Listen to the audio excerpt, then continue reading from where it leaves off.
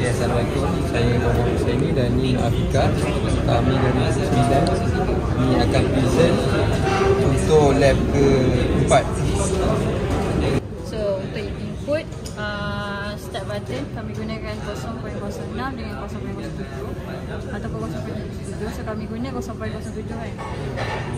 And then stop button kami gunakan 0.09. Dia ada dua, so kami pilih untuk 0.09. And then emergency stop kami gunakan 0.00.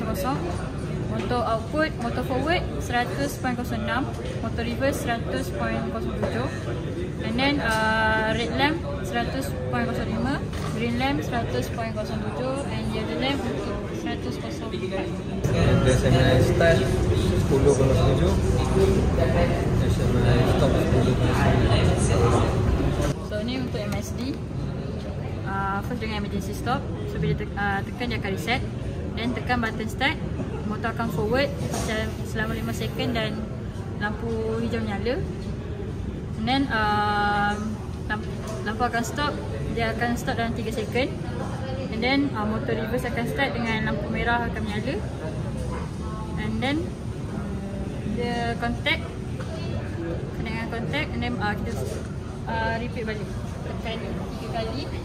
So bila dah complete 3 kali, lampu kuning pula akan menyala. Okay, untuk program je pula, kan tadi kan 0.07 start kan. Bila kita guna dekat conveyor start ni, kita tekan nak pakai ni dulu. Pakai ni kena glove. Kalau tak, tolak markah. Okay, kita okay, 0.07 kita start, tekan kali. Lepas tu apa yang berlaku? Apa yang berlaku, lampu hijau menyala selama 5 second. Lepas tu dah akan rehat selama 3 second. Dan lampu hijau tu sekali dengan forward. Lepas tu lampu merah sekali dengan reverse. 5 second, 5 second. Ni kalau tekan dekat dia punya simulator dia akan start selama 5 second, rehat 3 second, dan sambung semula 5 second. Lepas tu dia akan count. Tadi kan ada reset balik kan. Kira dia count balik 2. Saya letak 3 count. Lepas tu saya tekan start balik. Dia akan repeat balik.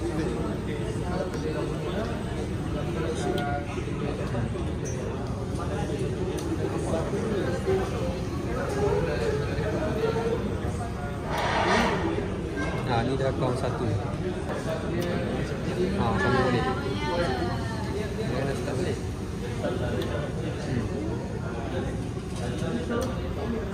Dia 5 second reverse merah, lampu kuning. Kuning menyala kan? Counter start ni.